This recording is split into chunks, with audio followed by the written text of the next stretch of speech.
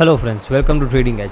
सो Nifty bank Nifty में कल क्या मूव मिला है और फ्राइडे को मतलब कल आने वाले दिन हम कैसे ट्रेड कर सकते हैं वो डिस्कस कर लेते हैं। देखो फ्रेंड्स, ये निफ्टी का डेली चार्ट है और हम इसको एनालाइज करते हैं। देखो वेडनेसडे को एक्सपायरी थी तो कोई मार्केट में मूव मिला नहीं। ओके, हमारा जो भी प्लान था वो उस हिसाब से कोई मूव मिला नहीं। पूरा दिन मार्केट क्या था, एकदम साइडवेज था, एक रेंज में था, बहुत ही छोटी रेंज में था, तो उसी वजह से कोई मूव मिला नहीं। ओके, तो अभी नेक्स्ट दिन के लिए देखो, ऐसे दिन पे आपको एक चीज़ ध्यान रखनी है कि आपको दिख रहा है कि मार्केट कहीं मूव नहीं कर रहा तो क्वांटिटी साइज़ कम कर दीजिए। ओके, बिकॉज फालतू में ज़्यादा लॉस लेने का कोई मतलब नहीं है। टेलीग्राम पे मैंने बता दिया था मॉर्निंग में दैट हम क्वांटिटी साइज़ आज के दिन थोड़ी कम ही रखेंगे। ओके, नाउ देखो, अगर हम डेली चार्ट एनालाइज करते हैं यहाँ पे निफ्टी का, तो क्लियर कट हमें क्या दिख रहा है कि मार्केट यहाँ से एक थोड़ा डाउन ट्रेंड में शिफ्ट हो गया है। ओके, ये अगर हम देखें, इसको ब्रेक कर दिया है, फिर मार्केट ने ऊपर जाने की यहाँ से कोशिश भी करी, बट ये जो गैप है, ये गैप मैंने पहले भी बताया था कि ये बहुत बड़ा रेजिस्टेंस की तरह काम कर सकता है। वहाँ से मार्केट रिजेक्ट हुआ है ना। अब यहाँ से मार्केट हो सकता है इस तरीके का कुछ पैटर्न बनाए और हम इस तरीके से नीचे आ जाएं। सिंपल है मेरी बात।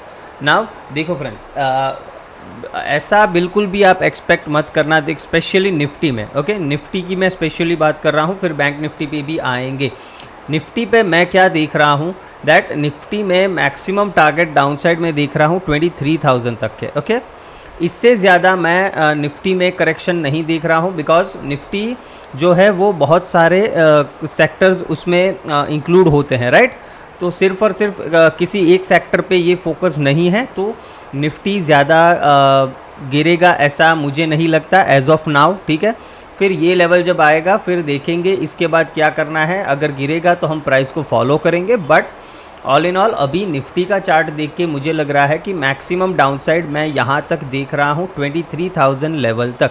अगर आप एक्सपेक्ट कर रहे हो लोगों की तरह जो बातें कर रहे हैं कि यहाँ से मार्केट 10% गिर जाएगा, मार्केट 20,000 आ जाएगा, 18,000 आ जाएगा, ठीक है, ये सब चीज़ें नहीं करनी है, बिकॉज हमें चार्ट को फॉलो करना है। और मुझे चार्ट पे इधर एक ये जो लेवल है ये स्ट्रॉन्ग सपोर्ट दिख रहा है, जो कि 23,400 से लेके 200 तक आ रहा है। ओके, फिर भी मैंने थोड़ा स्पेस दिया है और 23,000 तक मैं बोल रहा हूँ कि मार्केट नीचे आ सकता है।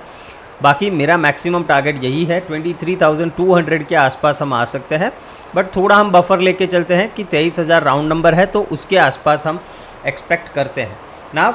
ये क्या एक दो दिन में इस तरीके से आ जाएगा, देखो हमें वो नहीं पता है। ओके, हो सकता है मार्केट स्लो एंड स्टडी इस तरीके से गिरता हुआ हमें यहाँ पे दिखे, ये भी एक पॉसिबिलिटी है। हाँ, कोई ग्लोबल न्यूज़ आ गया या फिर जो भी अभी वॉर की सिचुएशन चल रही है उस तरीके का कुछ न्यूज़ आ गया तो हो सकता है एक बड़ा इस तरीके का गैप डाउन ही देखने को मिल जाए, तो हमारे हाथ से वो भी मौका निकल जाएगा।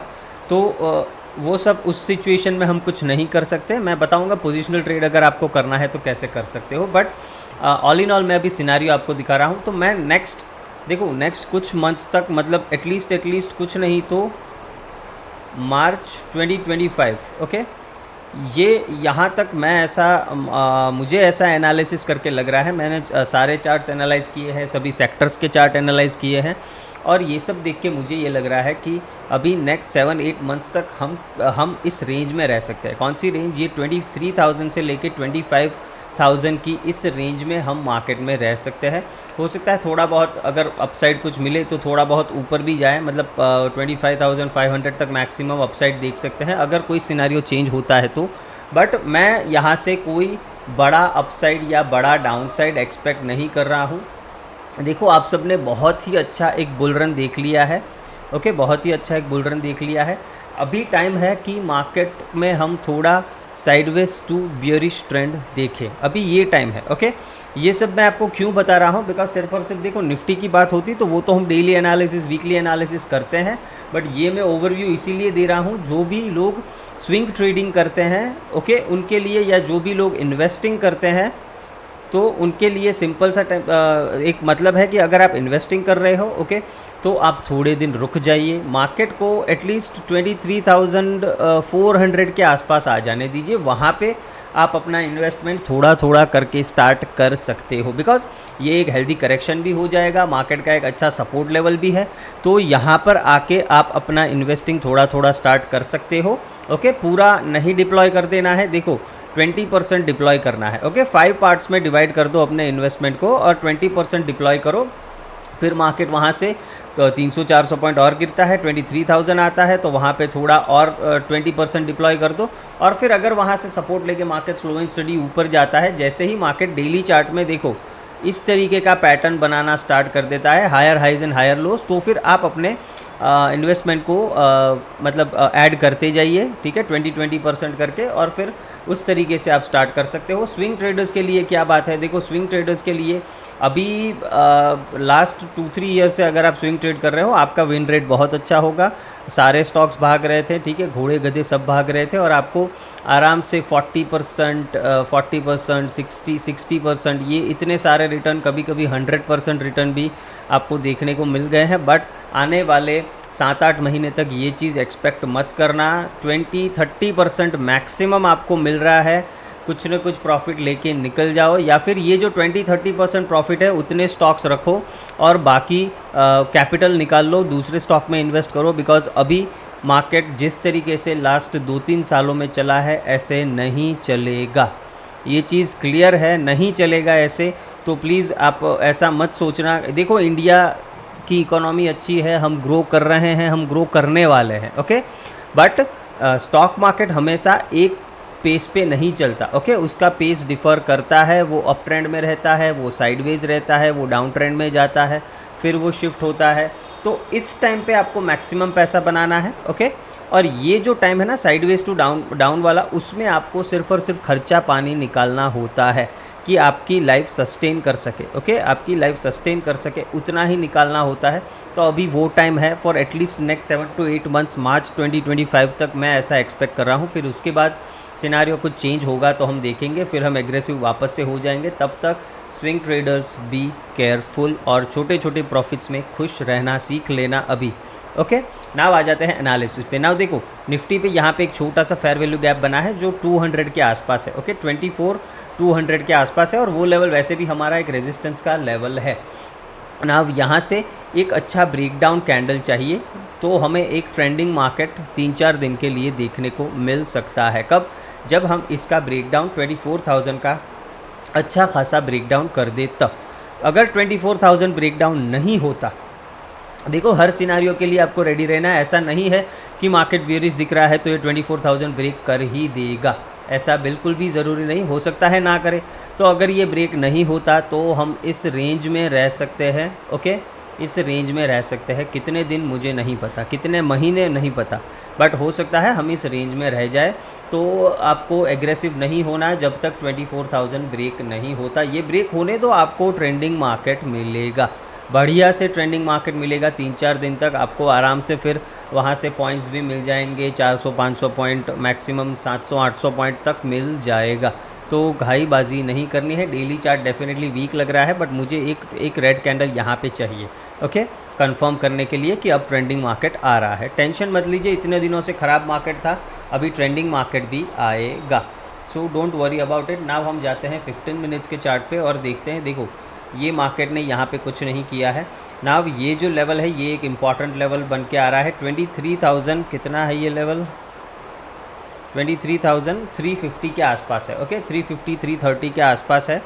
तो डाउन साइड में ये एक अच्छी लिक्विडिटी पॉइंट मुझे दिख रहा है, ये वाला लेवल, और फिर ये लेवल भी अच्छा है जो 23,200 के आसपास आ रहा है, ओके।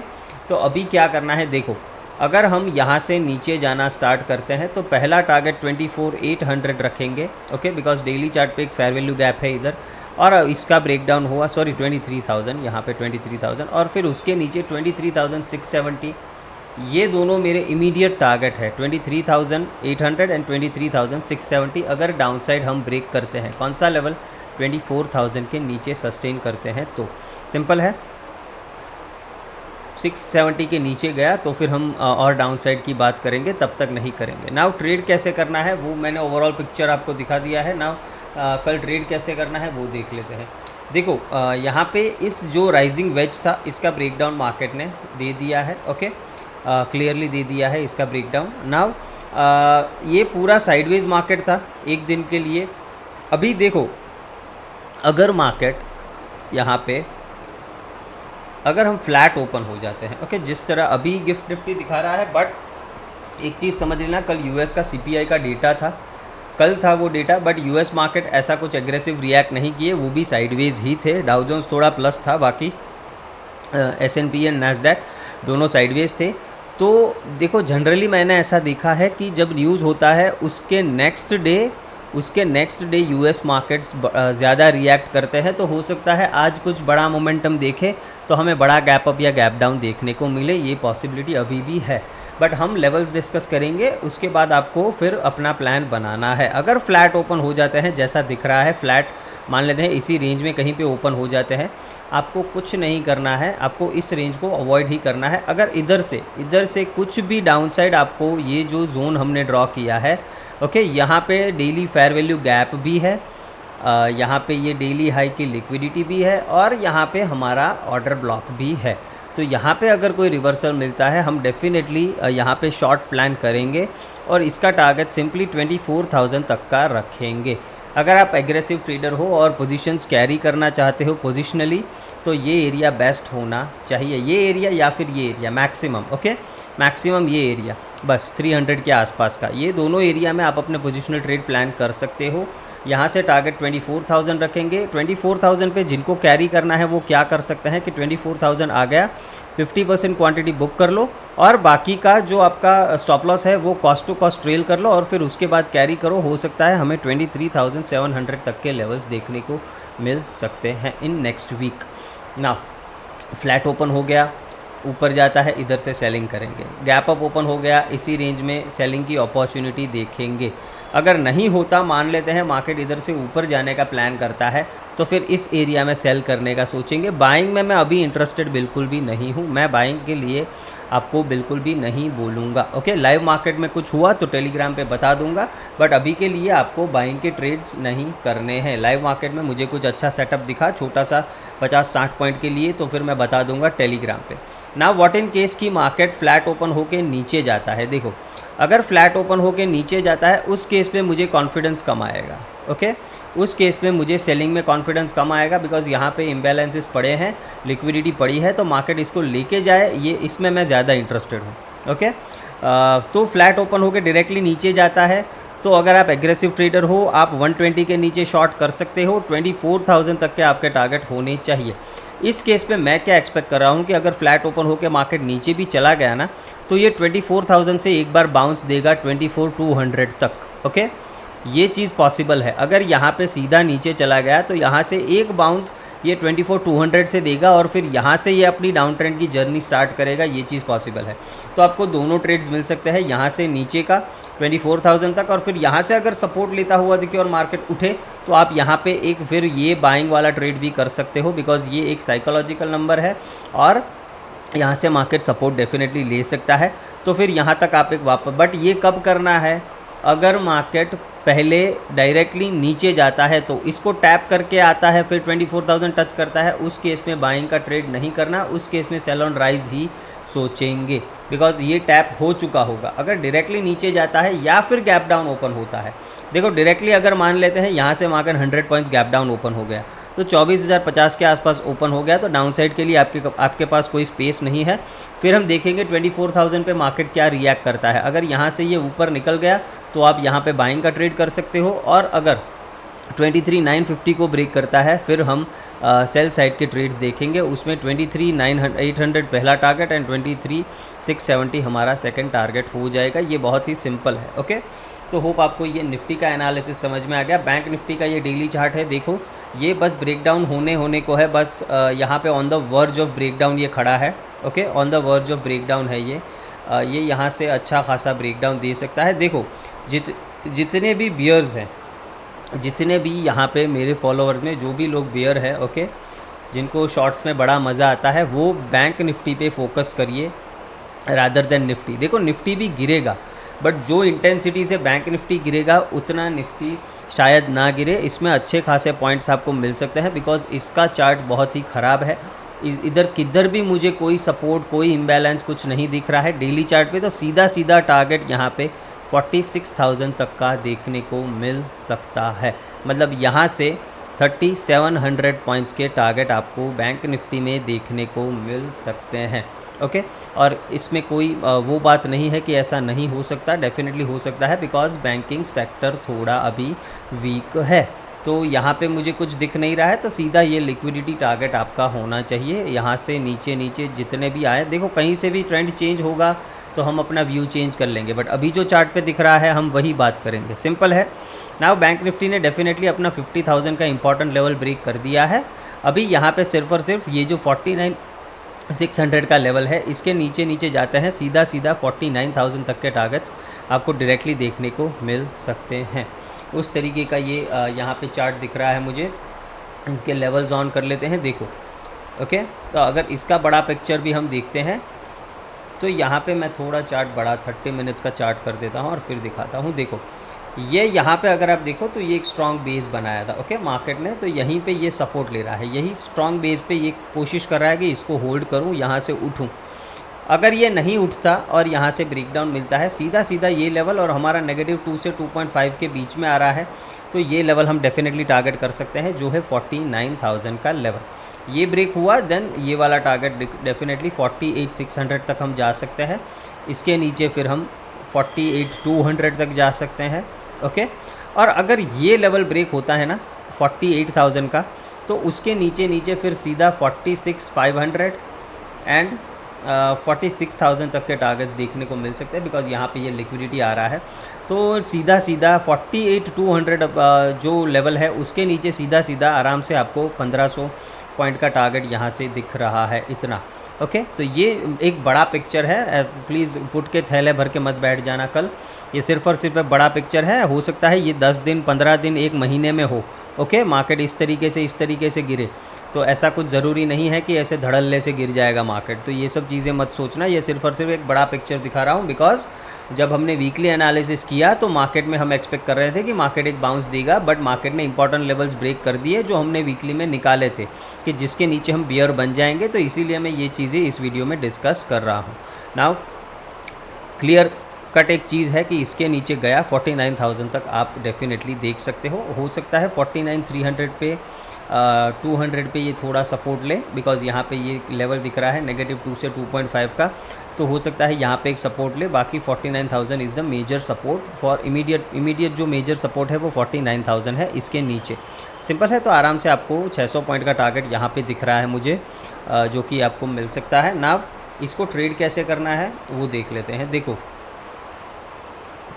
फ्लैट ओपन हुआ, इसको ब्रेक किया, आप यहाँ पे ट्रेड इनिशिएट कर सकते हो शॉर्ट साइड का। ओके, बिकॉज ये एक ब्रेकडाउन लेवल है। ये देखो एक चीज़ कंफर्म है कि अगर डायरेक्टली यहाँ से ब्रेकडाउन करता है ना, तो ये बहुत ही ऑब्वियस ट्रेड हो जाएगा।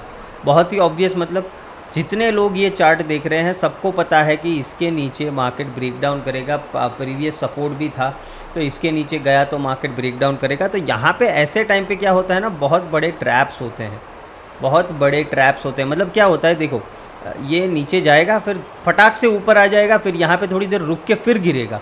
जब पूरे जितने भी यहाँ पे सेलर्स आए थे उनके स्टॉप हिट करेगा, सबको बाइंग में बिठा देगा ना, उसके बाद गिरना स्टार्ट करेगा।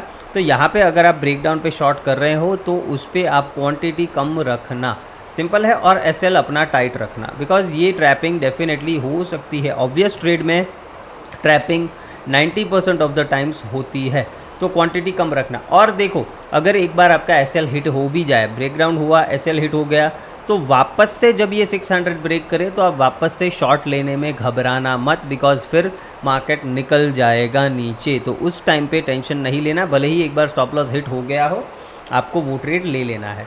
अच्छा क्या होगा कि ये फ्लैट ओपन होके ऊपर जाए या फिर गैप अप ही ओपन हो जाए, ठीक है। ये फ्लैट ओपन होके ऊपर जाए या फिर गैप अप ही ओपन हो जाए, फिर यहाँ से हमको ट्रेड मिले 50,000 के आसपास से हमें ट्रेड मिला। यहाँ पे आप बैंक निफ्टी में पोजिशनल ट्रेड बना सकते हो। ओके, पोजिशनल ट्रेड बना सकते हो यहाँ पे 50,000 के आसपास, बिकॉज बैंक निफ्टी में भी ये है कि ये प्रीवियस डे का हाई है, यहाँ पे इम्बैलेंस है, तो यहाँ पे आप शॉर्ट साइड प्लान कर सकते हो। मेरे लिए बेस्ट यही होगा कि ये फ्लैट ओपन होके ऊपर जाए या फिर थोड़ा गैप अप ओपन हो जाए, इधर रुके फिर इधर टैप करके यहाँ से मुझे सेलिंग का ट्रेड मिले। उसमें पहला टारगेट क्या रखेंगे, सिंपली ये लो 49,600 650 के आसपास जो भी लो लगा है वही हम टारगेट रखेंगे, और उसका फिर अगर ब्रेकडाउन होता है तो फिर 49,000 तक के टारगेट्स देखने को मिल सकते हैं। ये सिंपल सा प्लान है बैंक निफ्टी में। ओके, नाउ आ जाते हैं मिड कैप्स पे। देखो मिड कैप्स क्या कर रहा है, ये एक लेवल मैंने आप लोगों को बहुत दिन पहले दिया था 12,480 से लेके 500 का।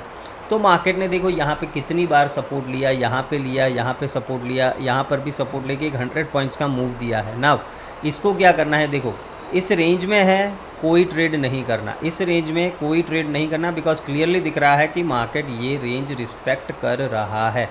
ओके, इस रेंज में कोई ट्रेड नहीं करना। ट्रेड कब करना है, ये ब्रेक डाउन करे 480 का लेवल, इसके नीचे सस्टेन करे, आपको सीधा सीधा ये टारगेट 360 12,360 और फिर 12,200 तक के टारगेट्स देखने को मिल सकते हैं।